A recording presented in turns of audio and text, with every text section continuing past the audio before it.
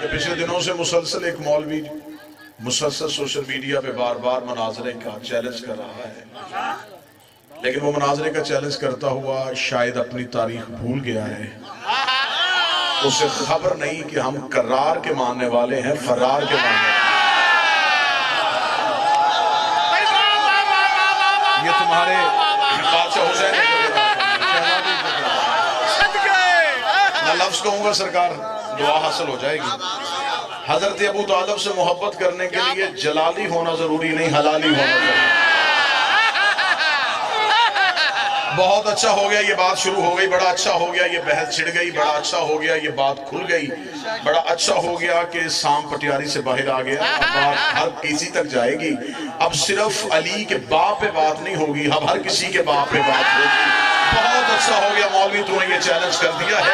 ہم مذہب آل محمد کی عزت کی قسم کھا کے کہتے ہیں، اس شیعہ قوم کی نوجوان نسل کی ترجمانی کرتے ہوئے میں ممبر آل محمد سے یہ جملہ کہہ رہا ہوں کہ اس ممبر سے لے کے سپریم کورٹ تک میری شیعہ قوم کا بچہ آنے کے لیے حاضر ہے۔ یہ بات چیلنج کی ہوئی گئی ہے تو کسی اچھے معیار پہ، کسی اچھے ماحول میں یہ بات ہو ہی جانی چاہیے، یہ بات ایک دفعہ کھلی جانی چاہیے۔ علی کے باپ کے ایمان پہ بحث کرنے سے پہلے ہمیں پہلی 3 خلافتوں پہ جانا پڑے گا، ہمیں ہر ایک کے باپ کا ایمان چیک کرنا پڑے گا، ہمیں ہر ایک کے باپ کا شجرہ کھولنا پڑے گا۔ اور یہ میں ممبر پہ ہاتھ رکھ کے کہہ رہا ہوں کہ ہم علی کے باپ کا ایمان تجھے دکھا دیں گے، تمہیں اپنے پیروں کے باپ بھی کہیں چلیں گے۔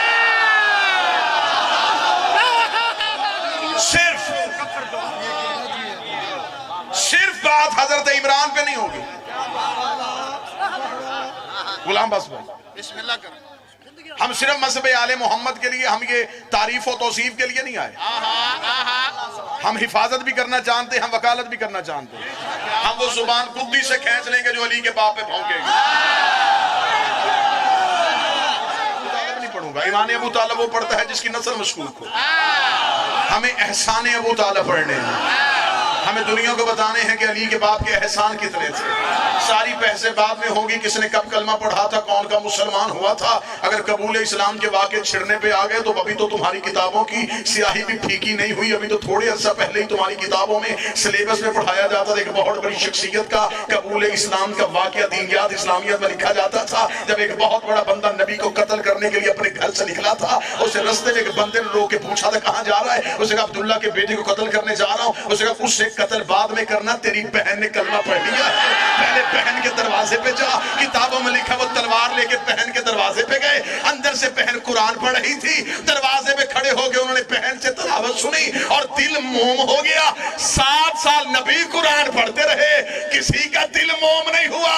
بہن کی 4 آیتیں سن کے فوراً دل موم ہو گیا۔ اسے مردانہ ایمان نہیں کہتے، اسے زنانہ ایمان۔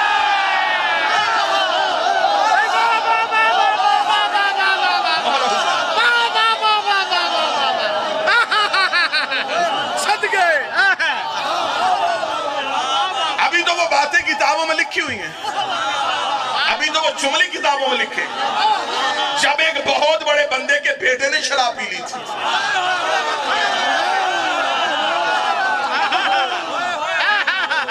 ہمیں نہ چھیڑو، ہم علی کے معاملے میں بڑے جذباتی ہیں، ہم شجرے کھول دیں گے۔ میں جملہ کہنے لگوں اللہ جانے جملے کی قدر کون کرے گا۔ تم ابو طالب کو مسلمانوں میں ڈھونڈ رہے ہو، حجتوں میں تلاش کر،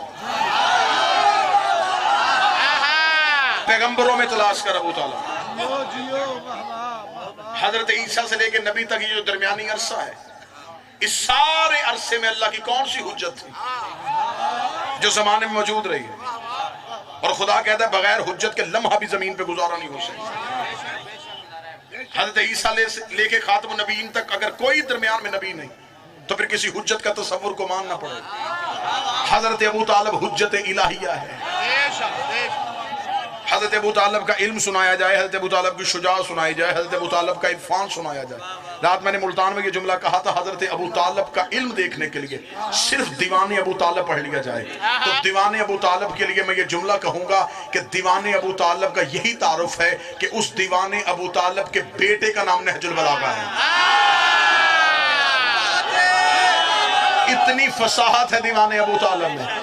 صرف ایک چیز کا جواب ہمیں ان مولویوں سے لے کے دیکھ لو، یہ سفید داڑھی والے ہیں یا سرخ داڑھی والے ہیں؟ ہمیں ان سے صرف ایک سوال کا جواب چاہیے. ہمیں صرف یہ بتاؤ کہ اسلام کی پہلی دعوت کس کے گھر ہوئی تھی؟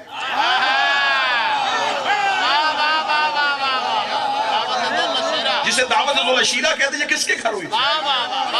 یہ حضرت ابو طالب کے گھر ہوئی تھی. اب اسی مولوی کے سر پہ قرآن رکھ کے پوچھ کہ حضرت ابو طالب کا گھر کہاں تھا؟ مکہ میں. اللہ کا اپنا گھر کہاں تھا؟ مکہ میں. تو جس کا اپنا ڈیرا ہو وہ ساتھ والے کی بیٹھ نہیں کھلواتا.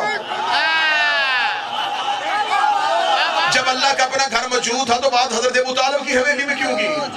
آج 1400 سال کے بعد ان حرامی مولویوں کو پتہ چل گیا کہ ابو طالب نے کلمہ نہیں پڑھا تھا. کیا اللہ کو نہیں پتا تھا کہ حضرت ابو طالب نے کلمہ نہیں پڑھنا؟ خدا کو کیا ضرورت تھی ابو طالب کا احسان لینے کی؟ خدا نے کہا نام میرا محمد، میری بات ہے ابو طالب کے گھر میں ہونی چاہیے. بات لا الہ کی تھی، ہو ابو طالب کے گھر میں رہی ہے. بات محمد رسول اللہ کی تھی، ہو ابو طالب کے گھر میں رہی ہے. میرے مالک جب تیرا گھر موجود ہے، تو نے 2 نبیوں سے مزدوری کر کے بنوایا تھا. نبی سے کہتا کعبے کے قریب آ جاتا، کعبے کی دیوار پہ ہاتھ رکھتا، تیری توحید کی بات کرتا، اپنی رسالت کی بات کرتا. اس زمانے میں جچتی بھی کہ اللہ کی بات ہی اللہ کے گھر میں ہوئی، نبی کی بات ہی اللہ کے گھر میں ہوئی. بات اللہ کی تھی، ہو ابو طالب کے گھر رہی ہے. بات رسول کی تھی، ہو ابو طالب کے گھر رہی ہے. جب ہم نے مولویوں سے پوچھا کہ بتاؤ اللہ کی بات اللہ کے گھر میں کیوں نہیں ہوئی، انہوں نے کہا مجبوری تھی. مجبوری کیا تھی؟ انہوں نے کہا تب کعبہ میں بت تھے، تب کعبہ میں بت تھے، تب کعبہ میں بت تھے. ڈوب کے مر جا، رحمان کے گھر بت تھے، عمران کے گھر بت نہیں.